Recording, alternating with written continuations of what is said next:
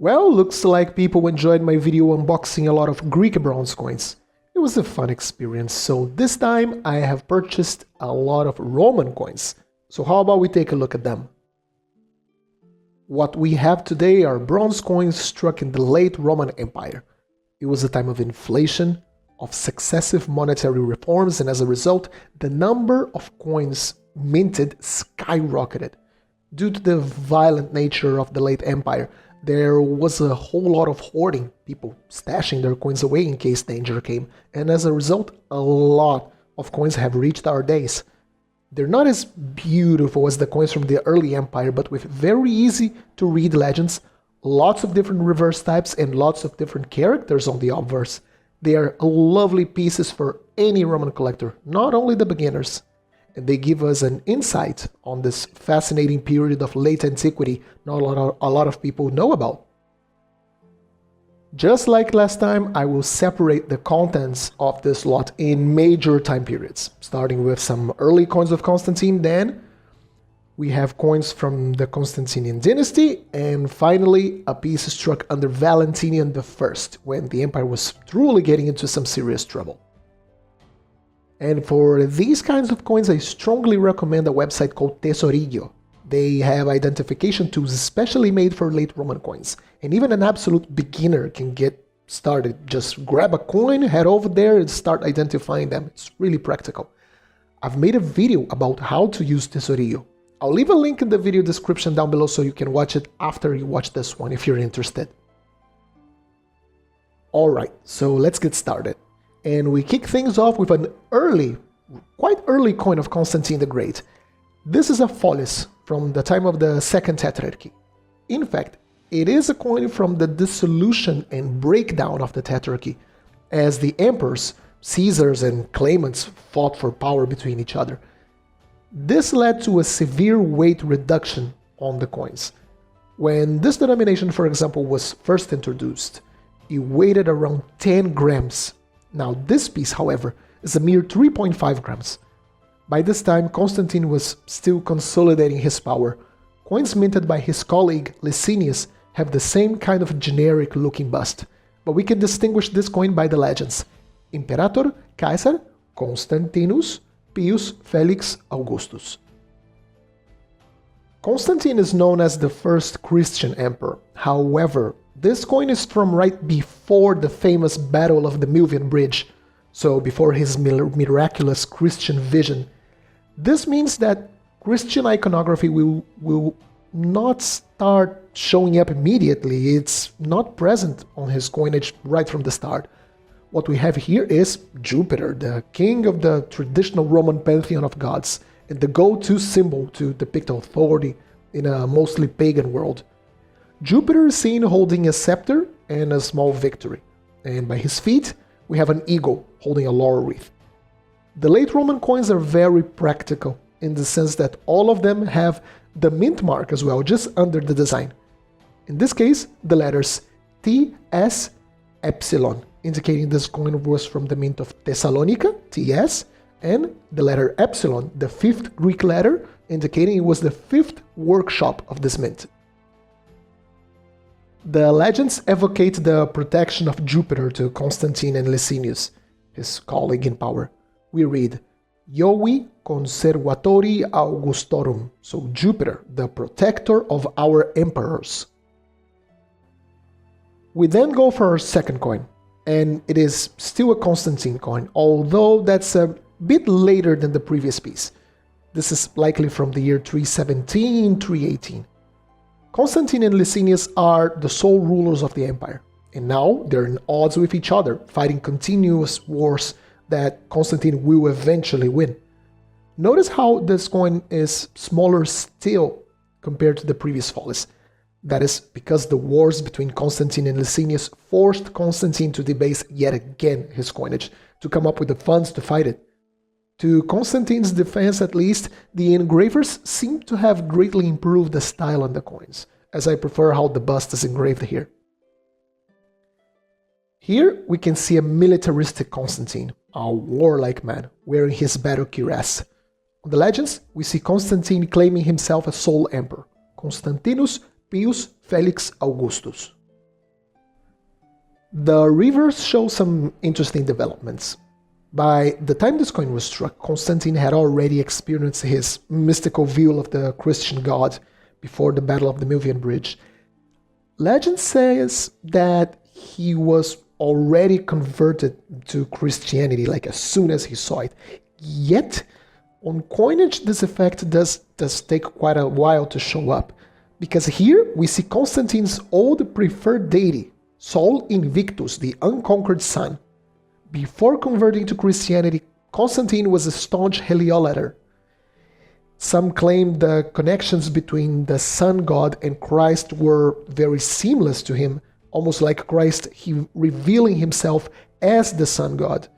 In any case, here we see the sun god saluting with one hand and holding the world in his other hand. The legends claim his personal protection by the god. Soli invicto comiti, the unconquered sun, my companion. Under the design, once again, we have the mint mark. In this case, alpha, TR. Alpha for the first workshop, TR for the mint of Treberi, on modern-day Trier, Germany, an important province capital next to the frontier, headquarters for the Roman troops stationed near the Germanic border. And then we head to Constantine's rival, like Licinius, but this is Licinius' son we have here, very uncreatively called Licinius II. If it looks like there's some sort of layer on top of this bronze coin, it's because there is. This coin retains some of the original silvering layer it used to have, which gives it an impression of value, even though these coins only had like 1 or 2% silver content in them tops. As we will see later, this coin is from an Eastern workshop. We can already make out the style on the bust. A very round head and big bulging eyes are typical of the Eastern provinces.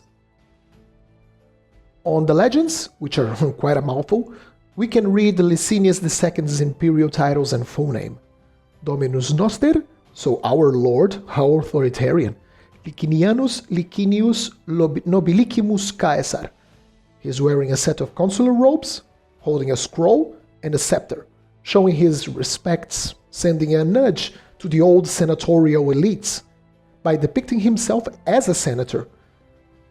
Licinius emitted a lot of these coins featuring his son as a senator to show himself as a more reasonable alternative to the warlike Constantine.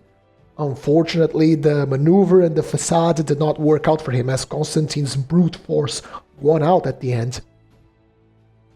On the reverse, we have once more this image of Jupiter holding a victory.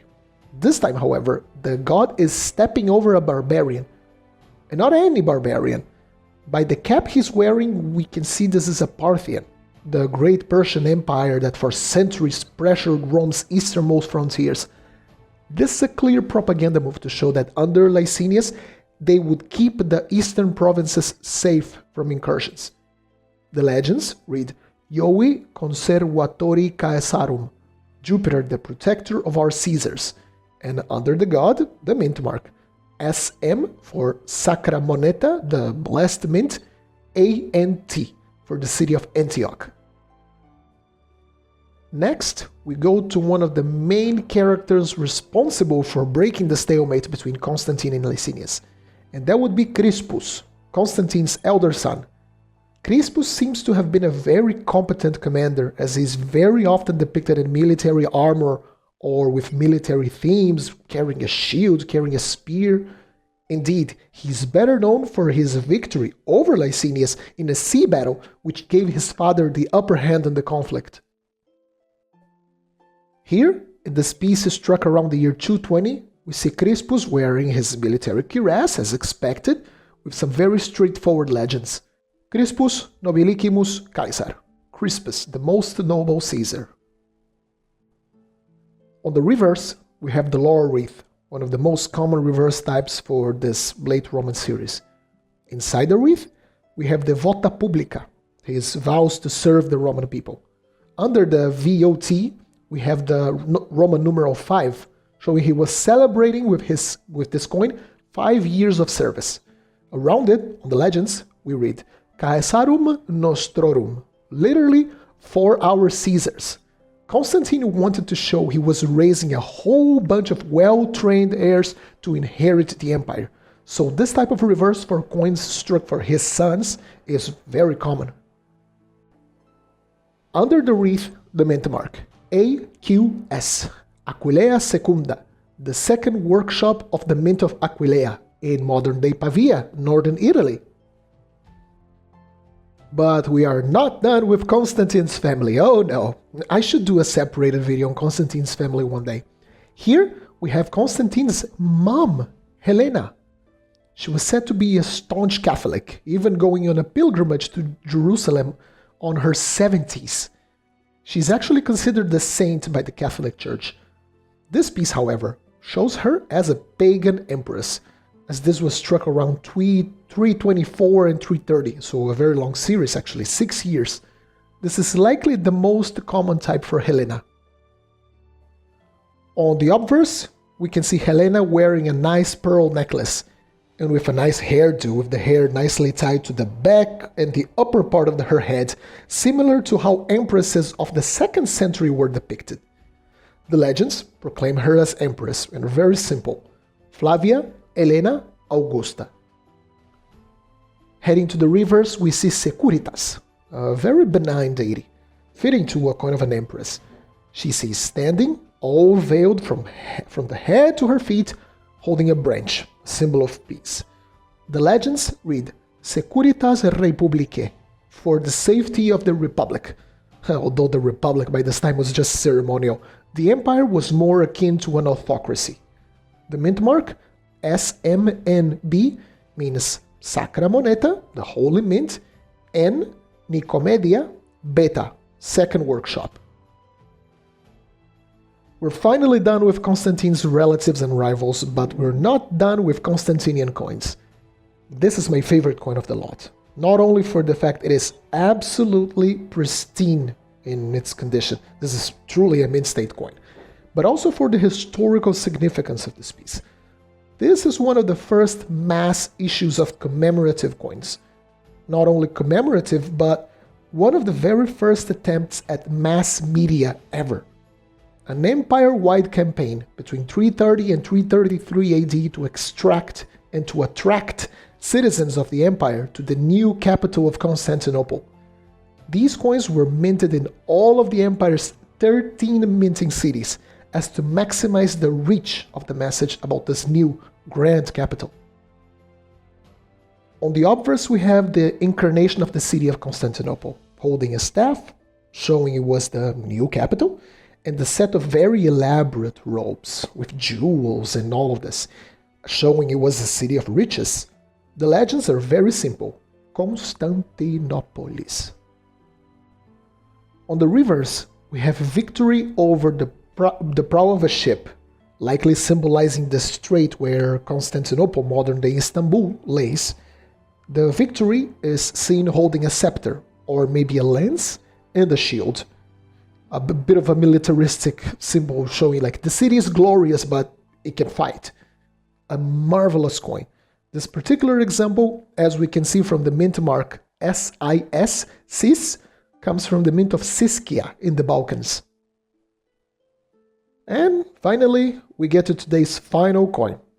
Let's advance a few decades after the Constantinian dynasty has died off. This piece is from the years 364-365 under Valentinian I. As a curiosity, all coins I've shown previously had at least some sort of silver content. Maybe 1%, 2, 3. This time, however, the empire was really struggling for silver, and all precious metals were effectively concentrated on the higher denominations like the siliqua.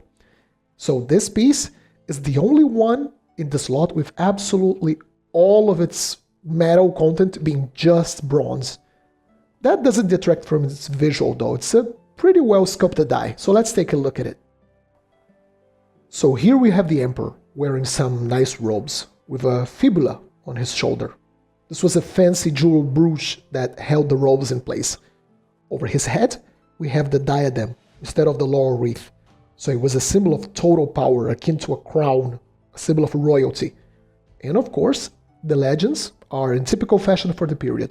Dominus Noster, our Lord, Valentinianus Pius Felix Augustus. Going to the reverse, we have the full body portrait of the emperor. Quite a nice design.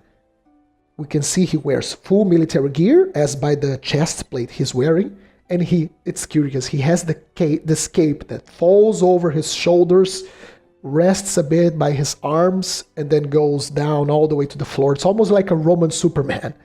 He holds victory on his hand and holds a labarum, a military standard carried by late Roman troops, on his other hand. The legends, Restitutor Republicae, claim him as the restorer of the Republic, although by this time, I'm pretty sure no Roman gave a damn about the Republican institutions. They just wanted the barbarians out of their backyards.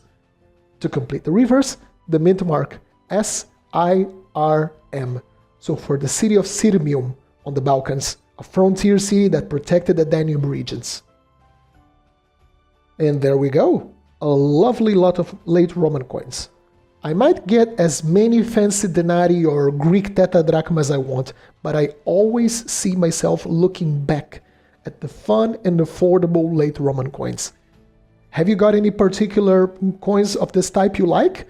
Let us know in the comment section down below. So I hope you enjoyed this little episode. If you did, consider leaving a like and subscribing, and commenting as well, as it helps the algorithm. Happy collecting, and I'll see you soon.